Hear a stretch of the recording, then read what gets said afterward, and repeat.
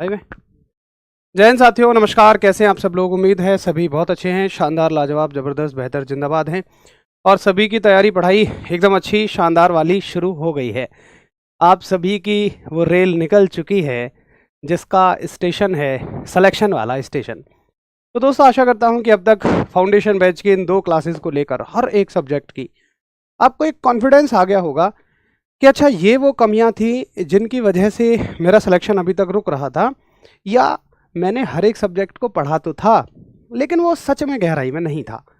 Physics की तो पहली 2 क्लासेस में ही आपको ये समझ में आ गया होगा, क्योंकि ना बाकी जगह पर आप किसी और बाकी बैच में देखो तो जितना टॉपिक हमने 2 दिन में पढ़ा है इतने को हम 1 दिन में ओवर करते थे, क्योंकि ऐसा नहीं है कंटेंट कम था। बात थी कि वहाँ पे ना समय की शॉर्टेज होती है। एक फिक्स टारगेट होता है कि भाई इतना हमें इतने दिन में ख़त्म करना ही है, क्योंकि आप भी पहले ही पूछ लेते हो कि भैया सिलेबस कितने दिन में ख़त्म होगा। लेकिन यहाँ पर थोड़ी सी वो बंदिशें कम हैं।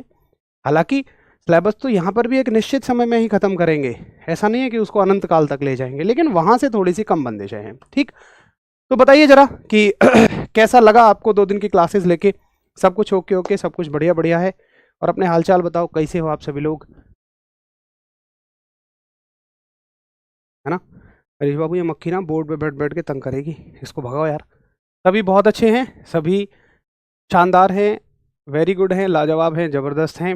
भाई ईश्वर से यही प्रार्थना रहेगी आप सभी के लिए कि आप सभी हमेशा ऐसे ही अच्छे रहें।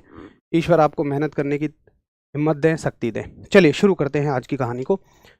तो देखो मित्र, अब तक हमने जो पढ़ा है हमने पढ़ लिया। अगर हम फटाफट से रिवीजन करें जो हमने पढ़ा है, हमने पढ़ लिया कि लाइट क्या होती है, प्रकाश क्या होता है, उसका एक इंट्रोडक्शन पढ़ा।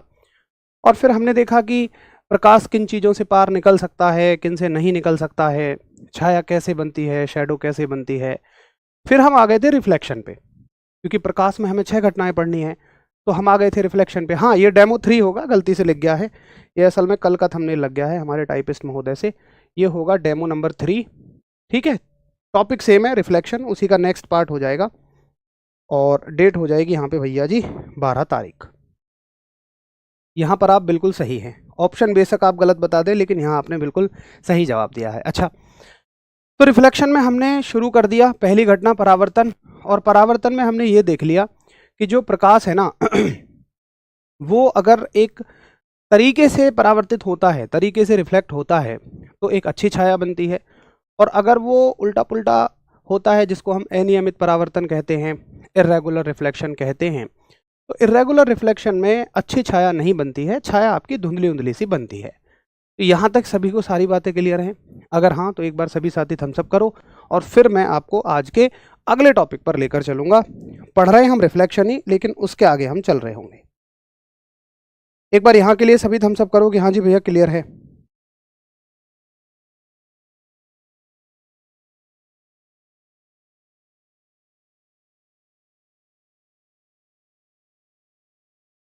ठीक है, चलो अब देखो, ये मैंने आपको कल भी बताया था कि रिफ्लेक्शन तो किसी भी वस्तु से हो सकता है, परावर्तन तो किसी भी चीज से हो सकता है, रिफ्लेक्शन किसी से भी हो सकता है, लेकिन हर चीज से हुए रिफ्लेक्शन से प्रतिबिंब नहीं बनता है, इमेज नहीं बनती है। जैसे देखो, मेरे पास एक तो है दर्पण, ये होता है दर्पण, यानी कि जिसको हम मिरर कहते हैं। अब मैं थोड़ा सा ना आपको इसको खोल खाल के बताता हूँ यार। हरीश भैया, टूटेगा तो नहीं है? हाँ, नहीं टूटेगा यार, पहले भी हमने एक बार इसको खोला था। तो यहाँ से ये खुल जाएगा, ये लो। कोई बात नहीं, कोई बात नहीं, कोई बात नहीं। चलो, मैंने इसको बिल्कुल बाहर निकाल दिया। ये है हमारे पास एक मिरर यानी दर्पण। अब देखो, ये भी कांच का एक टुकड़ा था, वहां से वो कांच की पट्टी निकालो, ये भी एक कांच का टुकड़ा था, बस इस पर हमने क्या कर दी है, पीछे पॉलिश कर दी है। शुरुआत में ये भी ऐसा था कि इसमें से आर पार दिख रहा था, लेकिन अभी इसमें से आपको आर पार नहीं नजर आएगा, क्योंकि यहाँ पर मैंने पीछे क्या कर दी है, पॉलिश कर दी है, और इधर से आपको इसमें से दिखाई देगा। तो देखो, मैं आपसे पूछता हूँ कि मान लो एक तो ये है, मान लो इसका एक कवर है, लाइट इस पे टकरा कर भी रिफ्लेक्ट हो रही है और लाइट इस पर टकरा कर भी रिफ्लेक्ट हो रही है, लेकिन सामने की चीज़ें, सामने आपको एलईडी नज़र आ रही होगी जिसमें मैं आपके कमेंट पढ़ता हूँ, ये आपके कमेंट चल रहे हैं। तो मुझे बताओ कि ये आपको किस में दिख रही है, सामने की चीज़ें किस में दिख रही हैं, दर्पण में दिख रही हैं या इस वस्तु में दिख रही हैं? तो सीधा उत्तर होगा यार, ये बड़ा आसान सा उत्तर है कि यार भैया वस्तु में नहीं दिखेंगे, दर्पण में ही दिख रही हैं, ये मिरर में ही दिख पा रही है। तो देखो रिफ्लेक्शन तो सबसे होता है, परावर्तन तो सबसे होता है, लेकिन इससे हुए परावर्तन से ही केवल आपको इमेज दिख सकती है, प्रतिबिंब दिख सकता है, क्योंकि इससे जो रिफ्लेक्शन होता है ना वो बिल्कुल रेगुलर रिफ्लेक्शन होता है, बिल्कुल नियमित परावर्तन होता है। इसलिए अब हम परावर्तन को किससे पढ़ेंगे? हम केवल परावर्तन पढ़ते हैं दर्पणों से, यानी कि मिरर से। ठीक है, तो मुद्दा आपको समझ में आ गया कि हम जो परावर्तन पढ़ेंगे। अच्छा, ये बैच के बारे में तो मैंने आपको बता ही दिया है, एक बार लास्ट में और मैं आपको बता दूंगा। तो सीधा पहले हम टॉपिक पे आ जाते हैं कि हम जो परावर्तन पढ़ेंगे वो किससे पढ़ेंगे? दर्पणों के द्वारा परावर्तन। ठीक है, कि रिफ्लेक्शन फ्रॉम द मिरर। अब मुद्दा आता है कि भाई मिरर कितने तरह के होते हैं, दर्पण कितने तरह के होते हैं? तो देखिए बेसिकली दर्पण दो तरह के होते हैं। भैया जे वाला मिरर तो सबके सामने है, ये तो सबके घर में होगा।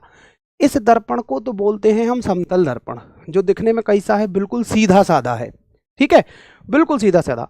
तो दर्पण के प्रकार में आप लिखोगे, पहला प्रकार है समतल दर्पण। समतल दर्पण, प्लेन मिरर। भैया वहां से स्फेरिकल मिरर निकाल के दे दो। प्लेन मिरर, समतल दर्पण। और दूसरा दर्पण जो है वो है गोलीय दर्पण।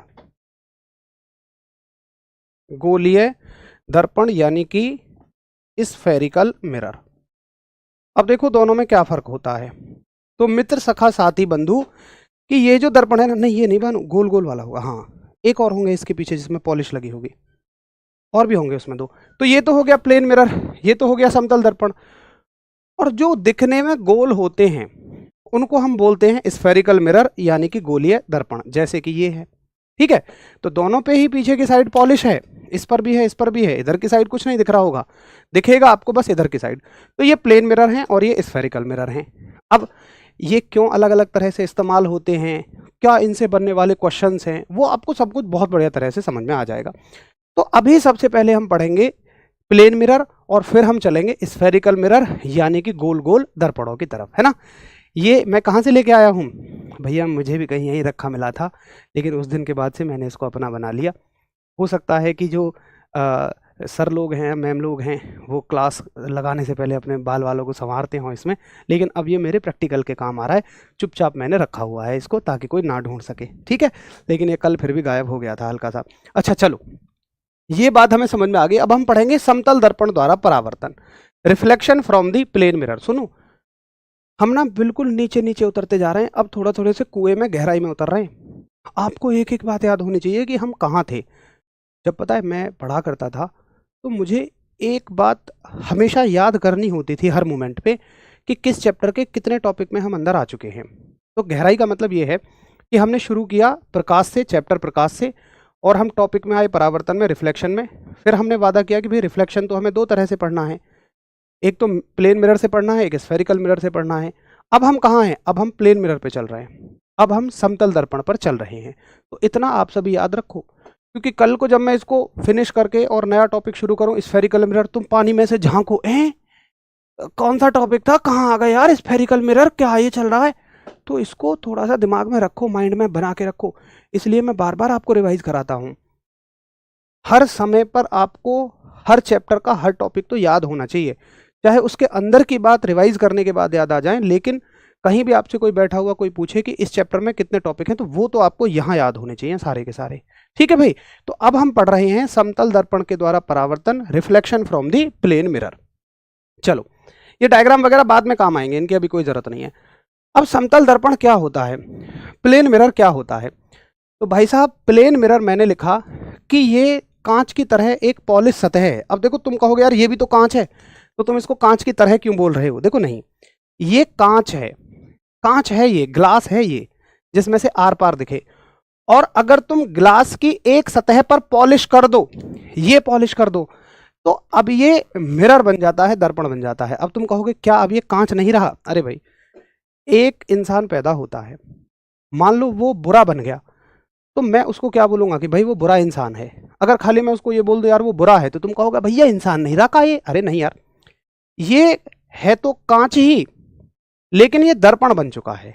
ये भी कांच है, ये भी कांच है, बट मैं इसको दर्पण नहीं कह सकता, इसको मिरर नहीं कह सकता। मैं मिरर किसको कहूंगा? इसको कहूंगा।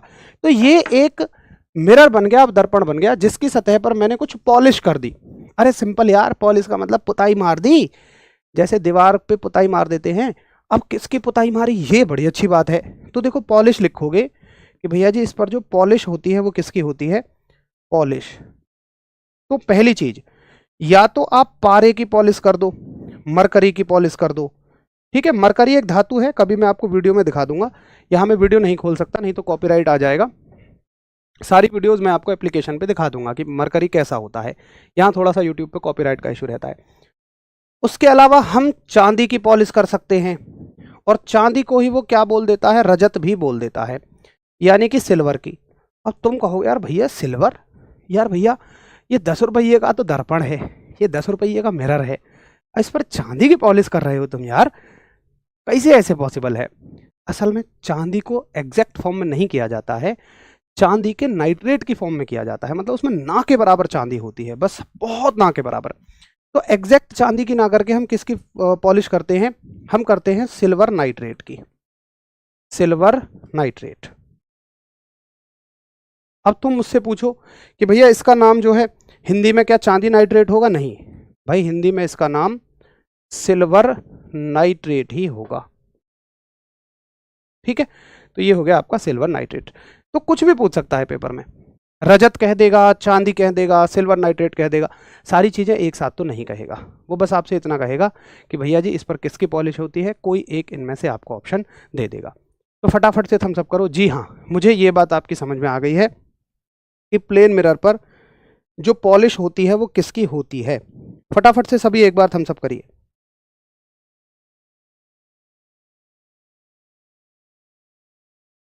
ठीक है,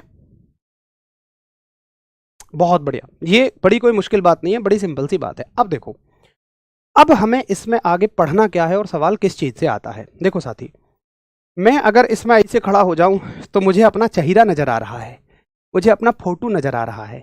अगर आप ऐसे खड़े होंगे तो आपको भी फोटो नज़र आएगा, जैसे सामने की चीज़ें आपको नज़र आ रही हैं।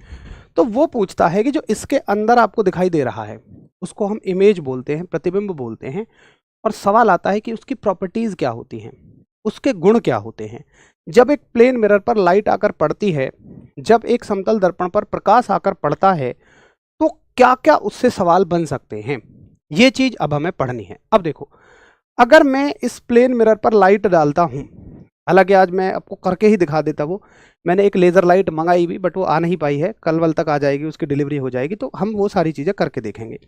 तो देखो, अगर हम देखें कि समतल दर्पण पर अगर आप लाइट डालोगे, हरीश बाबू ये काहे नहीं चल रहा यार, देखो एक बार इसको चेक कर लो। अगर हम समतल दर्पण पर लाइट डालेंगे तो देखो वो किस तरह से रिफ्लेक्ट होती है, आप उसको देखो।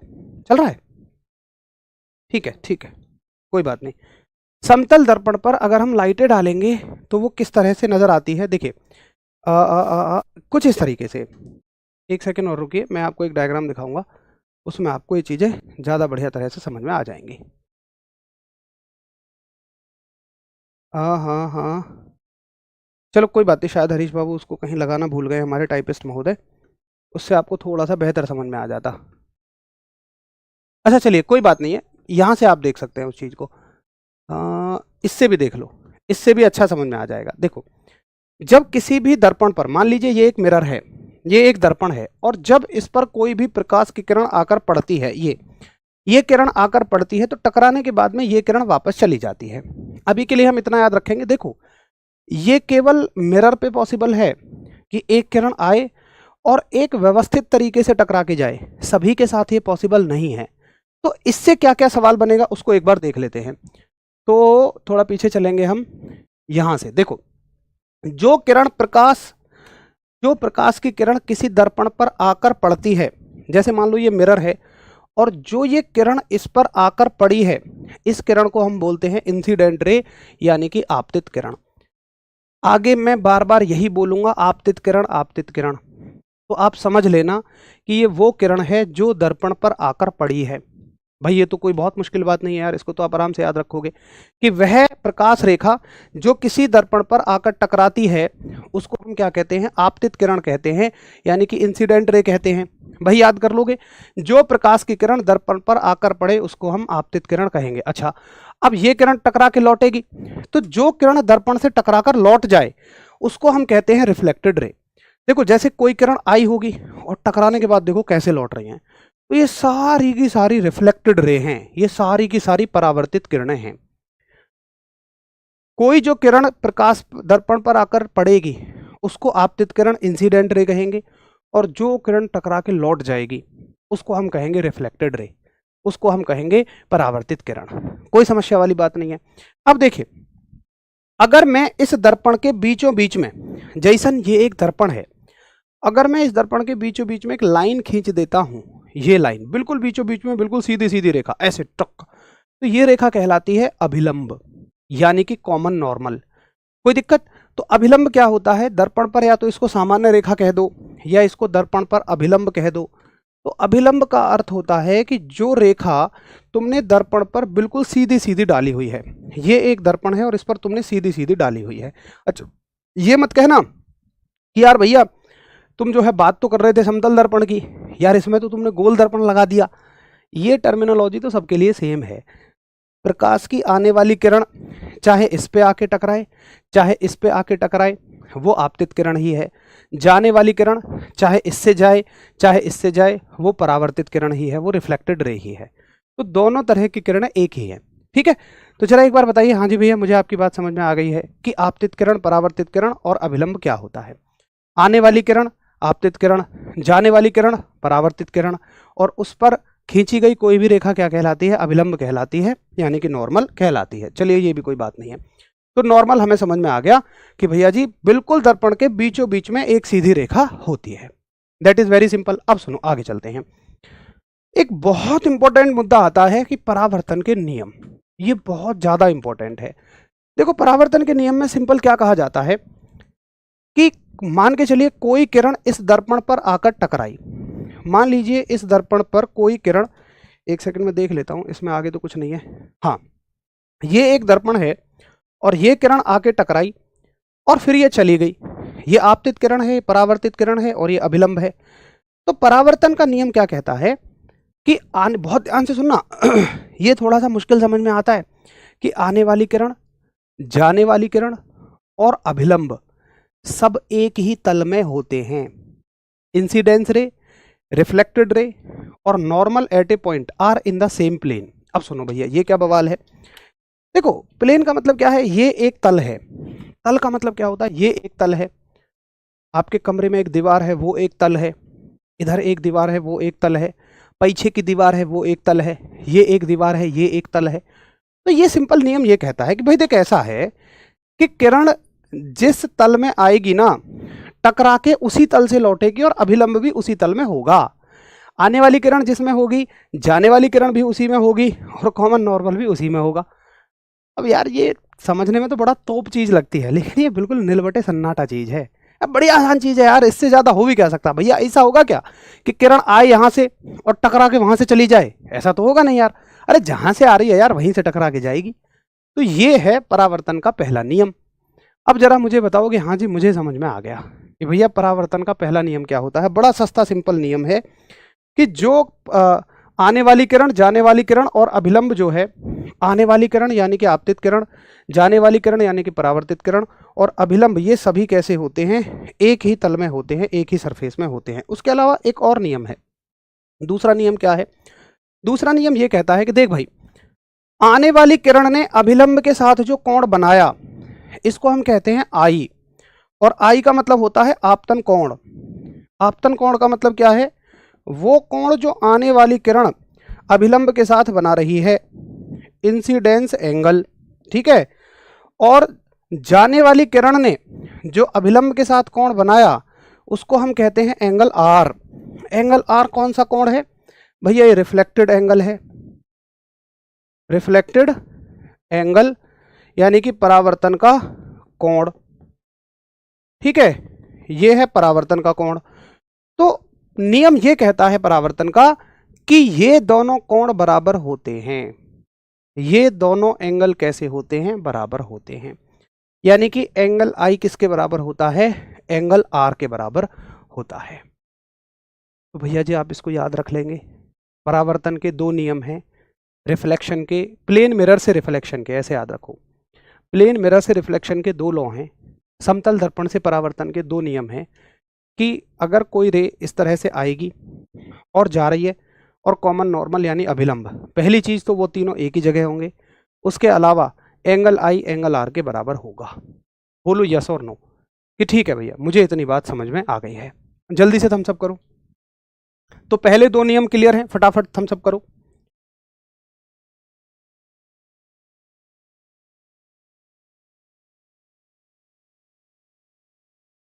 ठीक है, तो अभी तक हमने क्या सीखा? अभी तक हमने ये सीखा कि प्लेन मिरर से जो रिफ्लेक्शन के नियम हैं वो दो नियम हैं।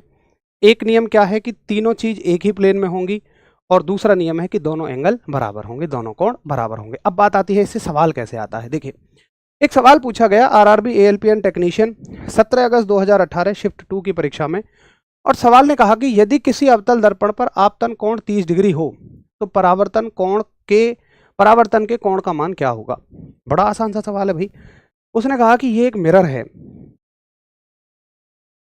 एक ले लेते हैं ज्योमेट्री, और कौन सी ज्योमेट्री है इसमें? यार पीपीटी का इस्तेमाल हम भी पहली बार कर रहे हैं ना, ये क्या बवाल है भैया। अबे ये तो लाइन है। चलिए कोई बात नहीं, सिंपल ऐसे ही बना लेते हैं, बाद में देख लेंगे। तो भैया ये है आपका एक प्लेन मिरर, एक दर्पण, ये ऐसा रखा हुआ है, और जिधर इस पे पॉलिश है उधर मैं डैश डैश डैश लगा दूंगा। इधर मान लेना पॉलिश है, ये एक किरण आई टकरा के चली गई, ये कॉमन नॉर्मल है। आपसे पूछा जा रहा है कि बताइए अगर आपतन का कोण 30 डिग्री है, यानी कि ये एंगल 30 डिग्री है, तो ये एंगल कितना बचेगा। ये सवाल आपसे पूछा गया है। तो जरा बताओ क्या उत्तर कर रहे हैं आप सभी लोग। अच्छा, तो कुछ साथी 30 कहते हैं और कुछ साथी कहते हैं 60। अच्छा भैया, ऐसन कैसन हो जाएगा भाई बाबू? भाई देखो, आपतन का कोण अगर 30 डिग्री है तो परावर्तन का कोण भी कितना होगा? 30 ही डिग्री होगा। ये एंगल भी कितना होगा भैया जी? 30 डिग्री ही होगा। ठीक है,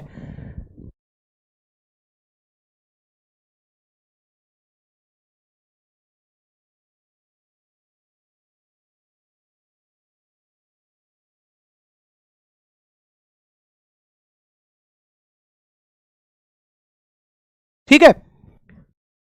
तो ये एक सवाल आपसे पूछा गया कि जो आने वाली किरण के साथ एंगल बनेगा तो जाने वाली किरण के साथ क्या एंगल बनेगा। बड़ा सिंपल सा सवाल था, ये सबको समझ आ गया। अब देखो, कई बार वो क्या करता है, इसमें एक वेरिएशन पूछ सकता है। क्या पूछ सकता है? देखिए, वो आपसे बोलेगा कि देख भाई, आने वाली किरण के साथ जो कोण है, जो आपतन कोण है, वो 30 डिग्री है। ठीक है, अब वो आपसे पूछेगा कि सवाल का उत्तर पूछेगा कि परावर्तित किरण जो है ना, जो आपकी रिफ्लेक्टेड रे है, इसका एंगल बता दर्पण के साथ।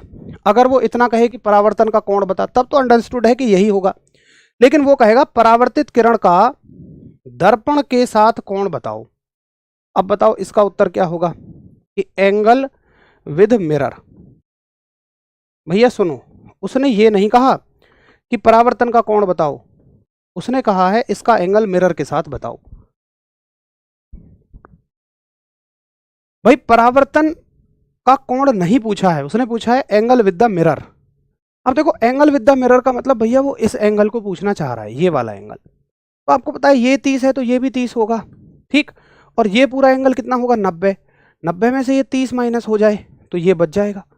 तो 90 माइनस 30, फिर ये कितना हो जाएगा? 60 हो जाएगा। तो आप सभी को इस मामले में कतई भी कंफ्यूज नहीं होना है, आपको बहुत अच्छे से इस बात को ध्यान में रखना है। तो जरा बताइए, हाँ जी क्लियर है?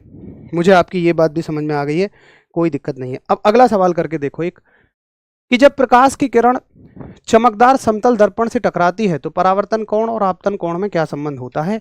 और ये एनटीपीसी का आया हुआ सवाल है, बताओ। ठीक है भाई सूरज बाबू, मैं आपका कोई समाधान कर देता हूं, और एएलपी के बैच के लेके मैं आपको समाधान कर दूंगा, आप निश्चिंत रहिए। बताइए जल्दी से।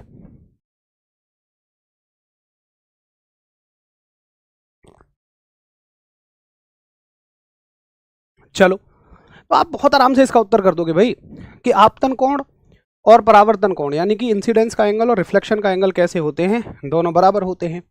राइट आंसर ऑप्शन क्या हो जाएगा? ए हो जाएगा। बड़ा आसान सा है। आगे देखो, कि प्रकाश की किरण जब किसी सतह से टकराती है तो कौन सी किरण उसी तल में होती है, समान तल में कौन कौन सी चीजें होती हैं। और ये यूपी बोर्ड 10th क्लास का आया हुआ सवाल है। देखो ना, इस बैच के लिए चीजें ऐसे ढूंढ ढूंढ के ला रहा हूँ। यूपी बोर्ड 10th क्लास में आया है तो ये एनसीईआरटी का कंटेंट है, वहां से उठा के लाया हूँ मैं इसे। और ये बहुत सिंपल सवाल है, बड़ा जनरल सवाल है, ऐसा नहीं है कि ये कोई बहुत अलग कोई तोप चीज है, बड़ी सिंपल सी चीज है। तो आप कहोगे कि यार भैया आपतित किरण, परावर्तित किरण और आपतन बिंदु पर अभिलंब, ये तीनों एक ही तल में होते हैं, यानी कि इंसिडेंस का एंगल, रिफ्लेक्शन का एंगल और common normal at a point are in the same plane. ये बात मुझे समझ आती है। अच्छा, अब देखो अगला सवाल देखो, ये भी एनसीईआरटी की किताब का सवाल है लेकिन कक्षा 8 की। सवाल बेशक एनसीईआरटी की कक्षा 8 का है लेकिन स्तर इसका 10वीं वाला है। पढ़ के देखो एक बार आप।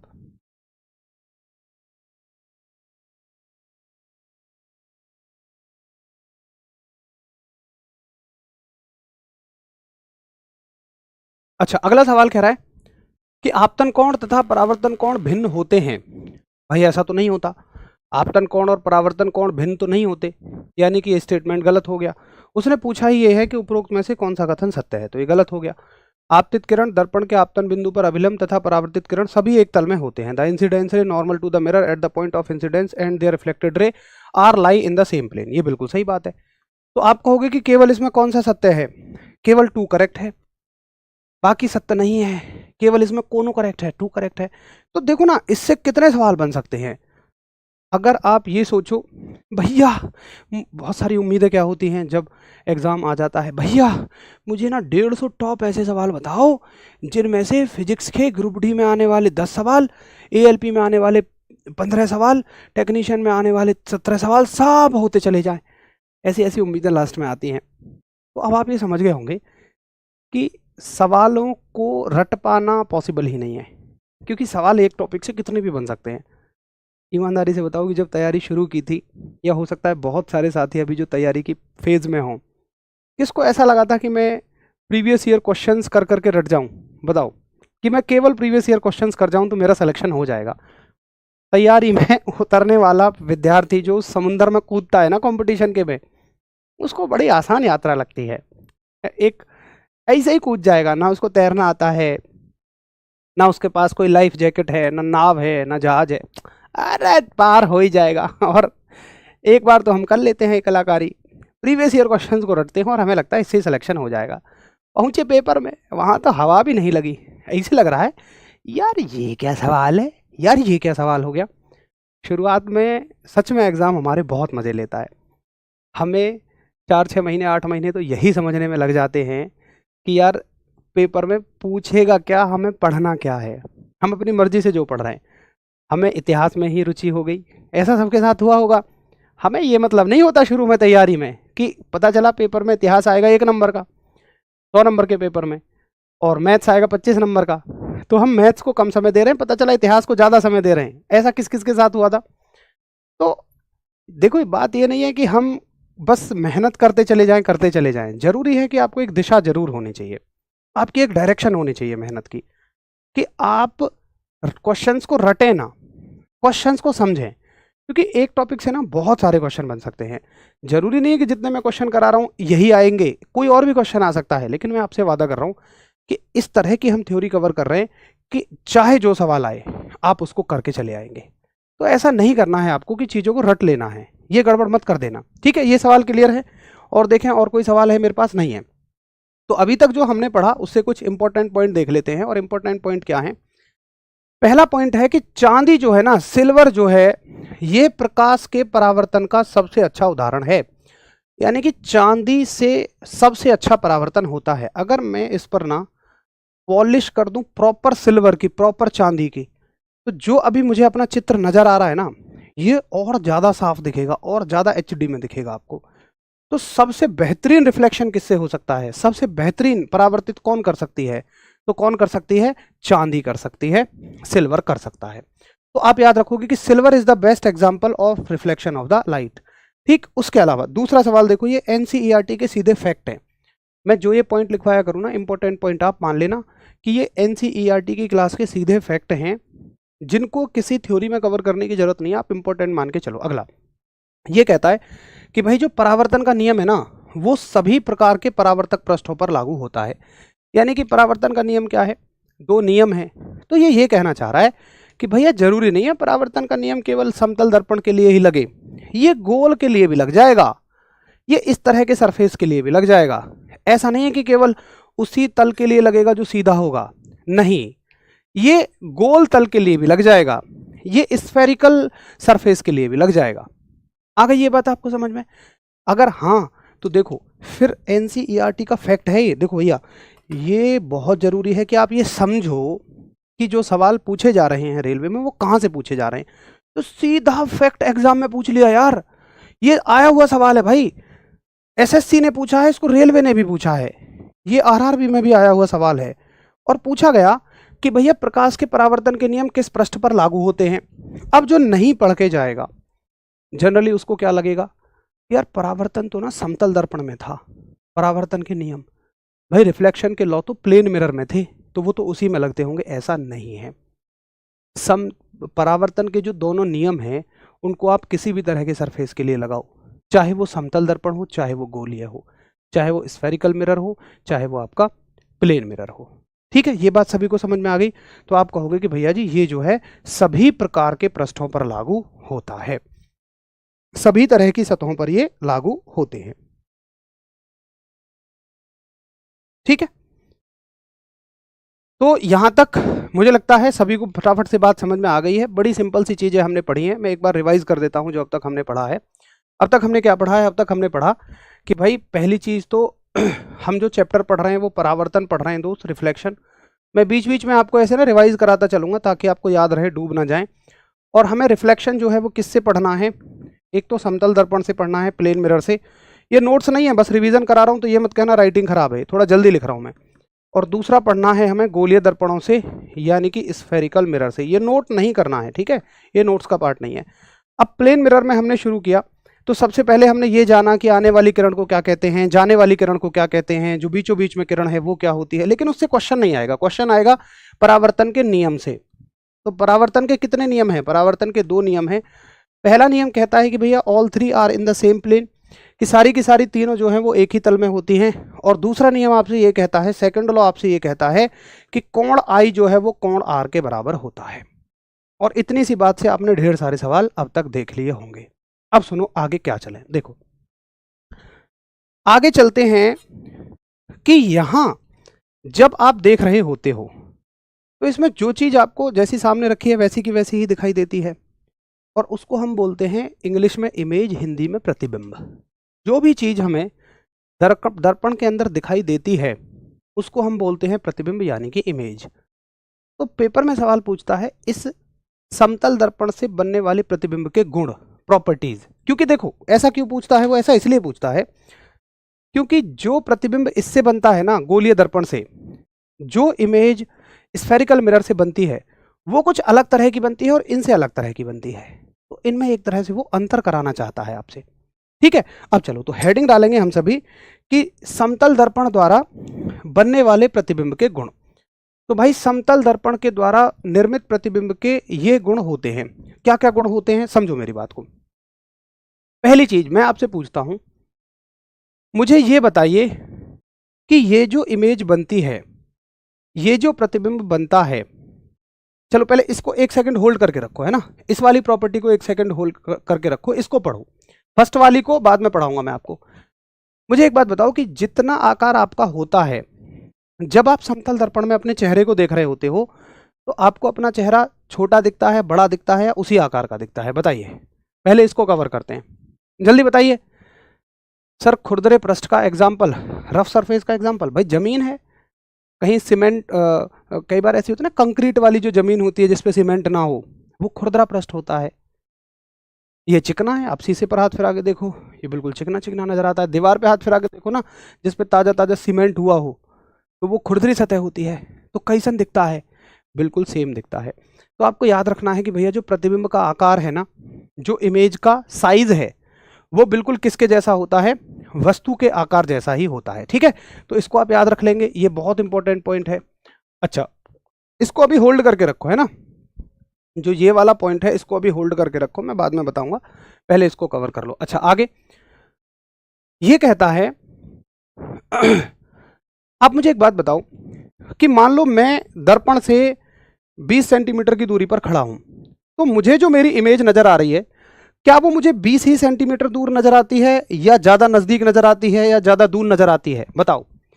कहने का मतलब ये है कि अगर मैं, एक दर्पण है ये, और इसके सामने यहां कोई व्यक्ति अपना चेहरा देख रहा है, तो दर्पण में पीछे की साइड जो इमेज नजर आती है वो उतनी ही दूरी पर नजर आती है या कम ज्यादा दूर नजर आती है?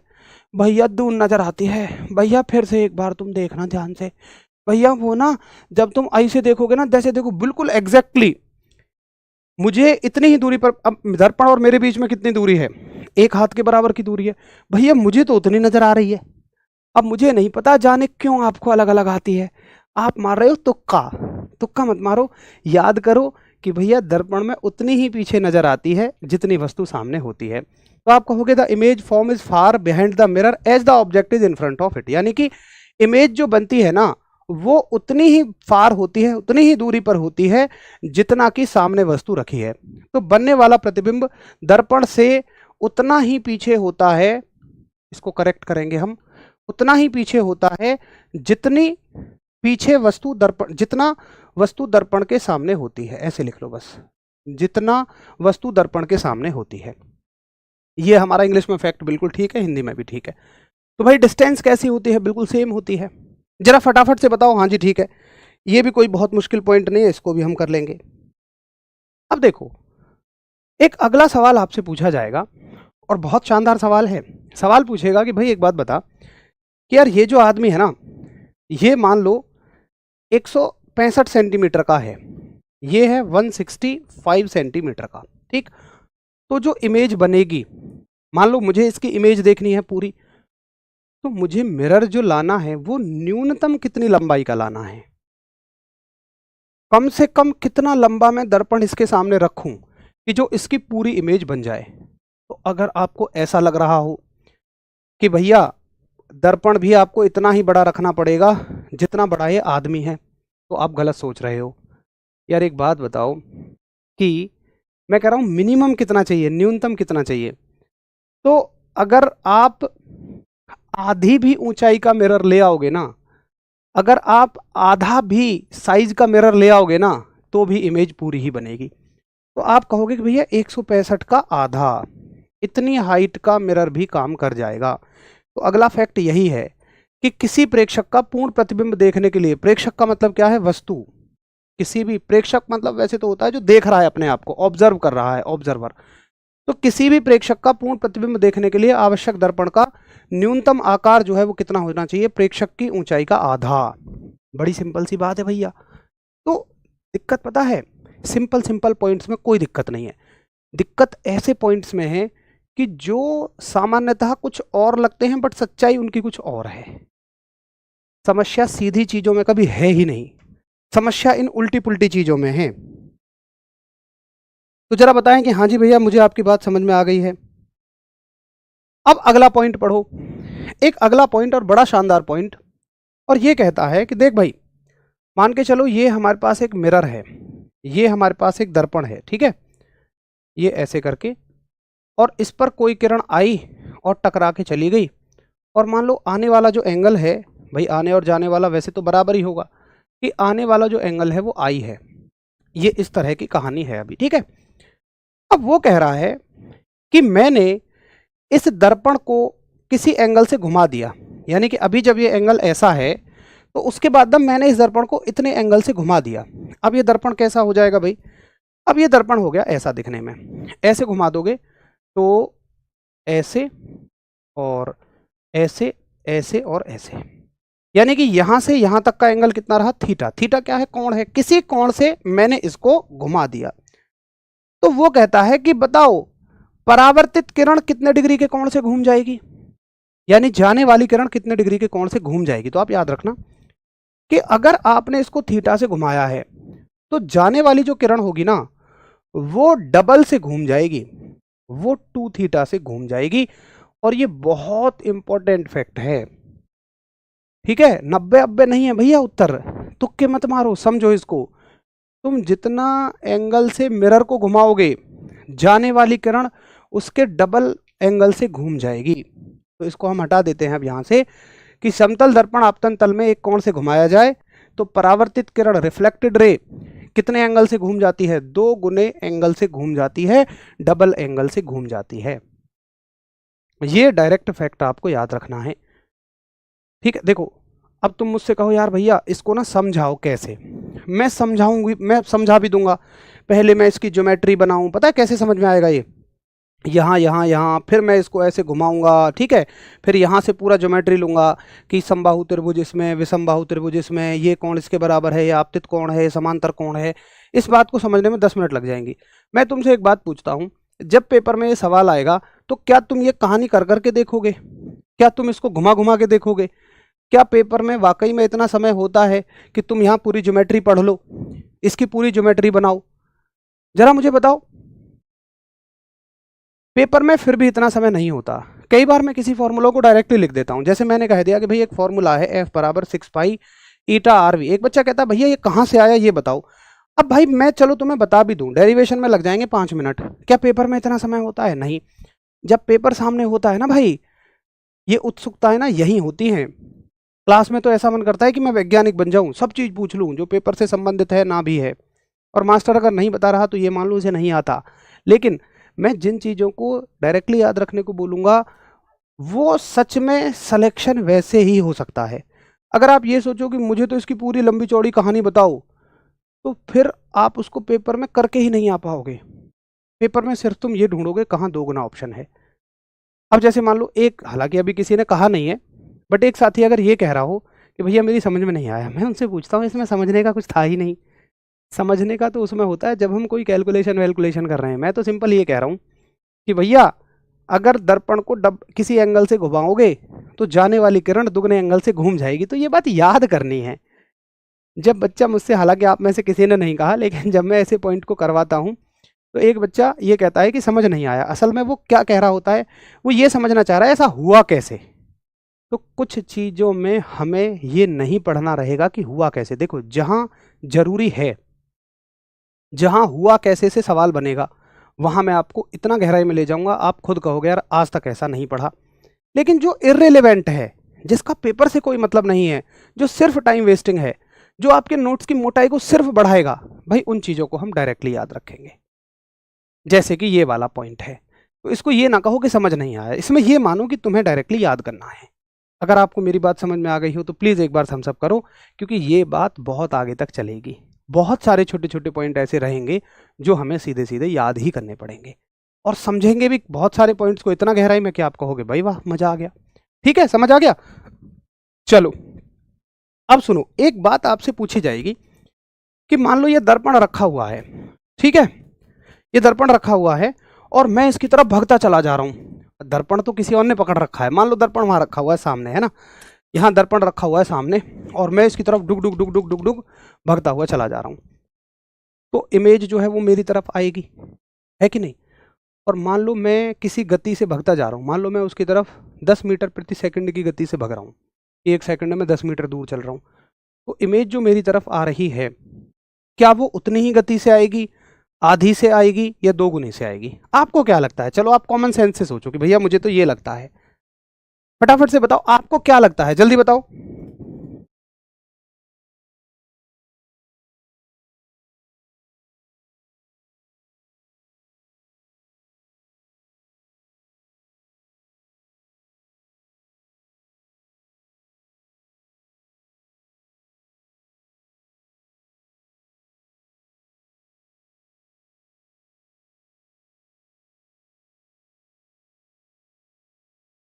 हाँ कैसी होगी? बहुत सारे साथी कह रहे हैं सेम होगी, बहुत सारे साथी कह रहे हैं 2 गुनी होगी। देखो याद रखना ये 2 गुनी होती है।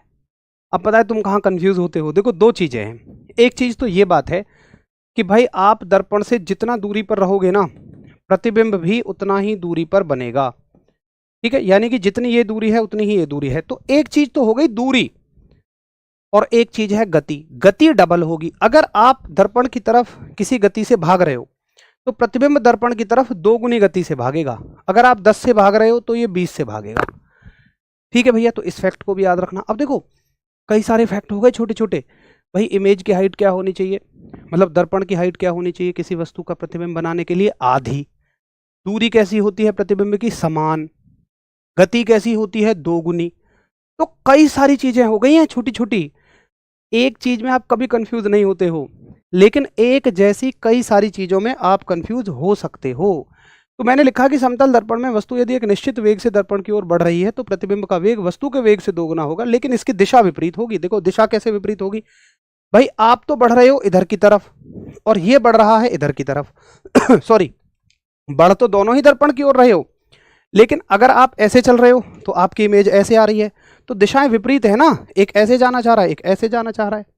बोलो यस और नो, हाँ जी ठीक है। तो हम कहेंगे इसका मतलब ये है कि यदि वस्तु दर्पण की तरफ बढ़ रही है तो प्रतिबिंब उसी वेग से दर्पण से दूर नहीं होगा, ये गलत लिख गया है सॉरी, तो प्रतिबिंब उसी वेग से दर्पण की तरफ आएगा। यहां लिख लेना दर्पण की तरफ आएगा, ये गलती से गलत लिख गया है सॉरी, दर्पण की तरफ आएगा। The image will move towards the mirror, move towards the mirror when the same velocity but twice the rate, लेकिन दो गुनी गति से आएगा। ठीक है, तो फटाफट एक बार हम सब करेंगे। हाँ जी भैया ठीक है, मुझे क्लियर बात समझ में आ गई है।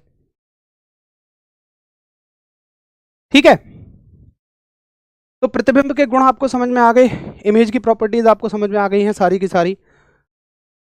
अब कुछ चीजें और बची हैं, कुछ चीजें बची हुई हैं कि प्रतिबिंब वास्तविक या आभासी बनता है, उल्टा या सीधा बनता है, छोटा या बड़ा बनता है, ये चीजें, इनके बारे में मैं करूंगा कल डिस्कस।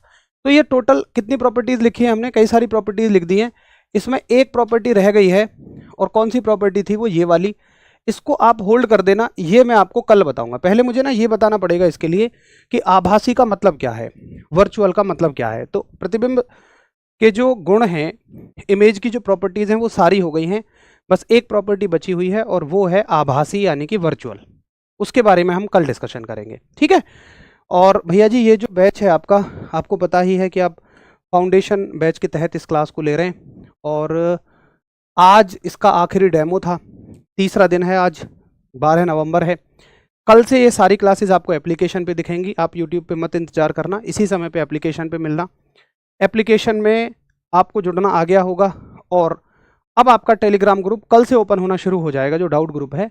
तो ये वाली जो पीडीएफ है ना, आपको क्लास के तुरंत बाद टेलीग्राम पे मिल जाएगी। आज तक इसलिए नहीं मिल पा रही थी क्योंकि टेलीग्राम ग्रुप अभी ओपन नहीं था, कल से ओपन होना शुरू हो जाएगा 8 से 10 बजे के बीच। जब आप अपने डाउट पूछेंगे तो ये 10 बजे क्लास खत्म होगी और 10 बजे ही तुरंत आपको ये पीडीएफ वहाँ मिल जाएगी, ताकि आप अपने नोट्स बना के ही सोएं। तो इसके सब्जेक्ट के नोट्स आप बनाकर ही सोना, अगर आप तुरंत की तुरंत बना लोगे तो 10 से 15 मिनट में सारे नोट्स बन जाएंगे। अगर आपको अभी भी 12 बजे तक लेना है तो ये बैच आपका 959 का है, रेल 20 कूपन कोड लगा के। कल से इस बैच का प्राइस 1199 रुपये हो जाएगा, ठीक है भाई। बैच परचेज करने का तरीका, पेड क्लासेस पे जाएंगे, बाय नाउ पे क्लिक